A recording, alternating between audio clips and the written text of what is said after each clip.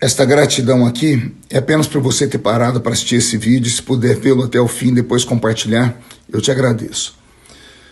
O primeiro que perseguiram e caçaram foi Alan dos Santos, mas ninguém se importou, era apenas um jornalista.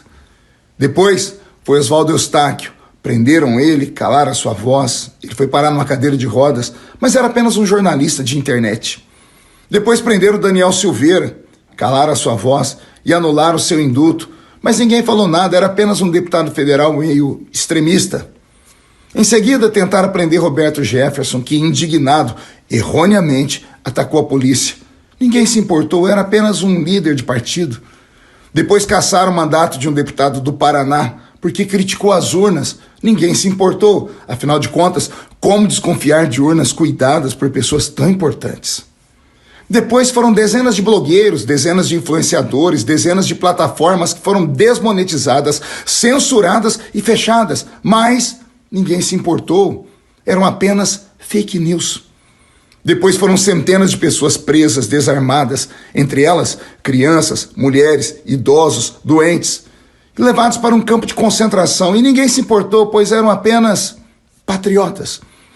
Depois foi afastado o governador de Brasília, e então o comandante da Polícia Militar e o secretário de Segurança foram presos, mas ninguém se importou, porque a esquerda estava lutando pela democracia. Depois foi a vez do ex-ajudante de ordens de Bolsonaro. Ele foi preso, mas era apenas um coronel. Depois caçaram 6 mandatos de deputados no Ceará. Ninguém se importou. Eram apenas parlamentares estaduais.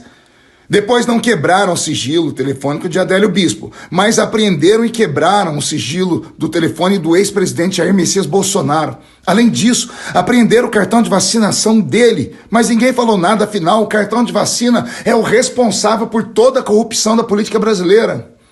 Depois caçaram o mandato de Deltan Dallagnol, com quase 400 mil votos, mas ele era apenas um procurador que investigou os crimes e as safadezas de muita gente. Teve um órgão de imprensa muito respeitado, a Revista Oeste, que foi censurada por trazer uma matéria que expunham pessoas importantes. A extrema imprensa se calou, afinal de contas, era só um veículo de informação digital.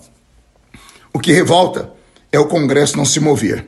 Aliás, os que podem fazer algo no Congresso são apenas os presidentes das 2 casas, da Câmara e do Senado. Ao lado deles, os que podem fazer alguma coisa são os líderes de partidos. Deputados como eu, podemos apenas denunciar. E sabe Deus o que esta denúncia vai me custar. A OAB está calada, os bispos das igrejas católicas estão calados, a Associação de todas as igrejas evangélicas estão caladas, as Forças Armadas parecem amordaçadas, parecem submissas e sem nenhuma reação. A Federação das Indústrias Brasileiras também estão sem ação.